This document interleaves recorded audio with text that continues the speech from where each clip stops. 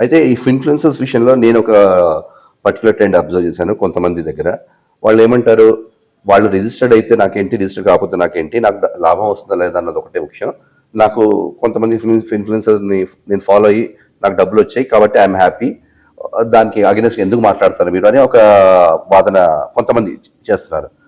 అది బాగా చదువుకున్న వాళ్ళు కూడా చేస్తున్నారు. సో ఇలాంటి వాళ్ళకి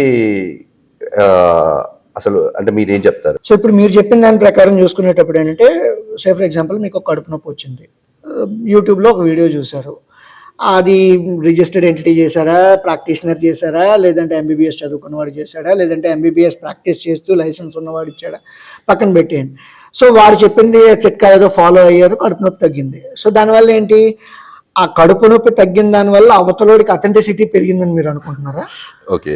సో ఇక్కడ ఏంటంటే, మీకు కడుపు నొప్పి ఆ టైంకి మాత్రమే ఉంది, లేదంటే దాంట్లో వాడినటువంటి ట్రీట్మెంట్లో ఏదైనా ప్రాఫిట్ వచ్చి ఉండొచ్చు, లేదంటే దానివల్ల మీకు సైడ్ ఎఫెక్ట్స్ ఏవి లేకుండా క్యూర్ అయిందని చెప్పేసి అనుకోవచ్చు.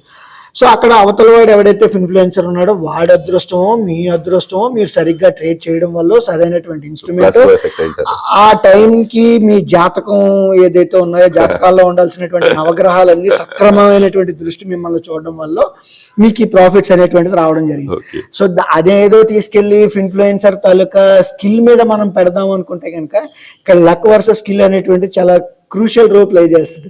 అది ఇన్ఫ్లుయెన్సర్ తాలూకా లక్ అవ్వచ్చు, లేదా మీ లక్కైనా అవ్వచ్చు. సో ఇన్ఫాక్ట్ అది లాంగ్ రన్ లో మనం చూసుకోవాలి. ఏదో ఒకటి రెండు ట్రేడ్ల వల్ల నాకు లాభం వచ్చింది అంటే కనుక obviously it is going to give an long term side effect అనేటువంటిది మీకే వస్తుంది అని చెప్పేసి మనం చెప్పుకోవచ్చు.